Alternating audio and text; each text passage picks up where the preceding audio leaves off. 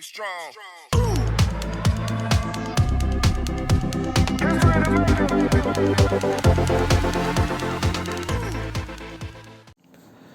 नमस्कार, ये हमारा पहला वीडियो है इंट्रोडक्शन टू 8051 माइक्रो कंट्रोलर पे। हम पहले इसके आर्किटेक्चर के बारे में पढ़ेंगे, फिर कुछ इंपॉर्टेंट टर्म्स जो हम एनकाउंटर करते हैं इसको पढ़ने के लिए वो चीज़ हम पढ़ेंगे। तो आर्किटेक्चर में हम सबसे पहले ये जानेंगे कि ये CPU कैसा है। इसका 8 बिट CPU आता है जिसके पास 16 बिट प्रोग्राम काउंटर होता है और 64 बिट प्रोग्राम मेमोरी भी होता है। इसके पास एक 8 बिट स्टैक पॉइंटर होता है, इंटरनल रोम होता है 4 KB का और इंटरनल रैम होता है 128 बाइट का। इस इंटरनल रैम में हमारे पास आता है 4 रजिस्टर बैंक और 16 बाइट्स का एड्रेसेबल मेमोरी और फिर 32 इनपुट आउटपुट पोर्ट्स और 2 16 बिट टाइमर्स भी आते हैं। तो अब कुछ इंपॉर्टेंट टर्म्स के बारे में हम जानेंगे। तो पहला चीज़ है प्रोग्राम काउंटर। ये एक 16 बिट्स काउंटर है। ये क्या होता है कि जो भी फ्लैश मेमोरी में कोड प्रेजेंट होता है उसका जो कोड मेमोरी में जो एड्रेस होता है, जो कोड मेमोरी एड्रेस होता है उसमें जो नेक्स्ट इंस्ट्रक्शन सेट है उसको हम ले आते हैं प्रोग्राम काउंटर में एग्जीक्यूट करने के लिए। कोड हमारा स्टोर्ड है flash memory, non volatile memory में हमारा कोड स्टोर्ड है। तो जो नेक्स्ट लाइन होने वाला है कोड का जो हम एग्जीक्यूट करने वाले हैं वो हम ले आते हैं प्रोग्राम काउंटर में और फिर हम आगे बढ़ते हैं, उसको एग्जीक्यूट करते हैं। और फिर आता है स्टैक पॉइंटर। अब ये स्टैक पॉइंटर क्या है कि ये पॉइंट करता है कि जब हम कोई स्टैक बना रहे हैं, जैसे कि हम एक पर्टिकुलर फंक्शन पे स्टैक बना रहे हैं, तो अब इस स्टैक के फर्स्ट पार्ट पे ये मतलब टॉप पे ये पॉइंट करता रहता है स्टैक पॉइंटर हमारा। तो इसका पर्टिकुलर वैल्यू होता है जो कि चेंज होता रहता है जब भी हम स्टैक्स को आगे बढ़ाते हैं। तो हमारा जो स्टैक में टॉप में आएगा जो स्टैक में उसको ये पॉइंट करता रहेगा हमेशा।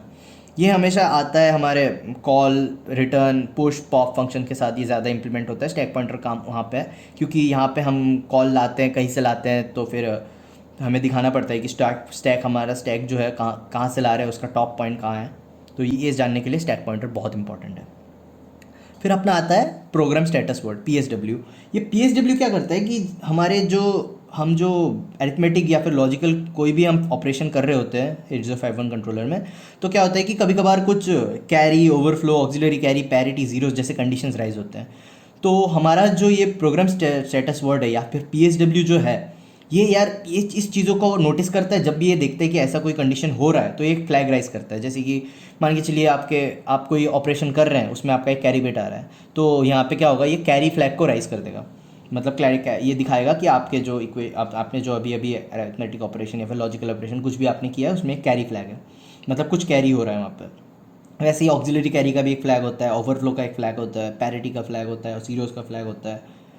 पैरिटी, ओवरफ्लो, जीरोस ये तो आपको पता ही होंगे। अब ये कंडीशन फ्लैग्स ये कब यूज़ होते हैं? ये यूज़ होते हैं जब हम कोई कंडीशनल जंप यूज़ करते हैं या फिर कंपेयर इंस्ट्रक्शन हम यूज़ करते हैं। कंडीशनल जंप बोले तो ऐसे कुछ हमारे पास इंस्ट्रक्शंस है जो कि डिपेंड करता है कि कुछ पर्टिकुलर चीज़, जैसे कि कोई कैरी हो रहा है या फिर ओवरफ्लो हो रहा है या फिर कोई पैरिटी है, तो ही हम वो इक्वेशन मतलब तो ही हम वो इंस्ट्रक्शन फॉलो करेंगे। हम अगर JNC का एग्जांपल लेते हैं, JNC that is jump if not carry. अगर कैरी नहीं है तो ही हम जंप वाला इंस्ट्रक्शन हम फॉलो करेंगे, अगर ये कुछ कंडीशनल स्टेटमेंट है। ये हम बाद में देखेंगे कि कहाँ कहाँ हम ऐसे यूज़ करते हैं।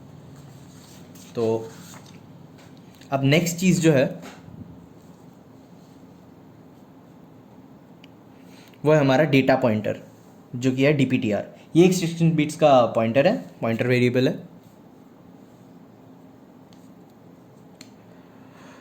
ये यूज़ होता है एक्सटर्नल या इंटरनल मेमोरी को एक्सेस करने के लिए। जैसे कि हमारे पास 64 KB का इंटरनल मेमोरी कोड है और 64 KB का एक्सटर्नल रैम मेमोरी है। तो फिर क्या होता है कि ये DPTR जो है ये इन जगहों को एक्सेस करने के लिए यूज़ होता है। जैसे कि हमें कोई इंटरनल कोड मेमोरी से कोई इंस्ट्रक्शन लेना है तो हमें क्या करना है, हमें उसको पहले DPTR में लाना है, फिर कहीं से हम उसको यूज़ कर सकते हैं।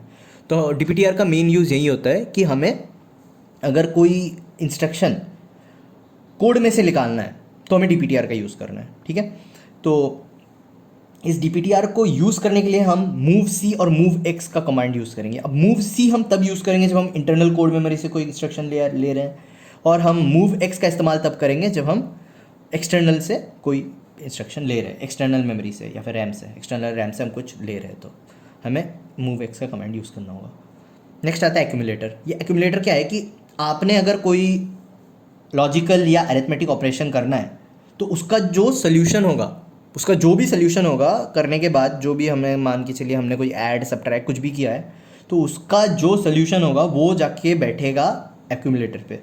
तो हमें अगर जैसे कि हमने कभी ऐड किया, कुछ दो नंबर्स को ऐड करना है, हमें दो रजिस्टर्स के वैल्यूज़ को ऐड करना है, तो ऐड करने के बाद जो वैल्यू आएगा वो कहाँ स्टोर होगा, वो होगा एक्यूमुलेटर में स्टोर हमेशा। वोलाटाइल मेमोरी यार सिंपल चीज़ है। वो क्या, जो डेटा स्टोर होता है मेमोरी, ऐसा टाइप का मेमोरी जहाँ पे डेटा स्टोर होता है, हमने पावर बंद कर दिया, मेमोरी गया, वो जो डेटा था वो गया। रैम सबसे अच्छा एग्जांपल वोलेटाइल मेमोरी का। अब नॉन वोलेटाइल मेमोरी है जहाँ पे हम बंद भी करेंगे तो डेटा जो है वो नहीं जाएगा, जैसे कि हमारा flash memory, hard disk, SSD, SSD, ये सब। अब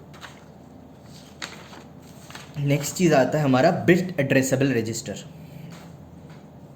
ये बिट एड्रेसेबल रजिस्टर क्या है कि इस रजिस्टर में स्पेसिफिक बिट्स को हम मैनिपुलेट कर सकते हैं।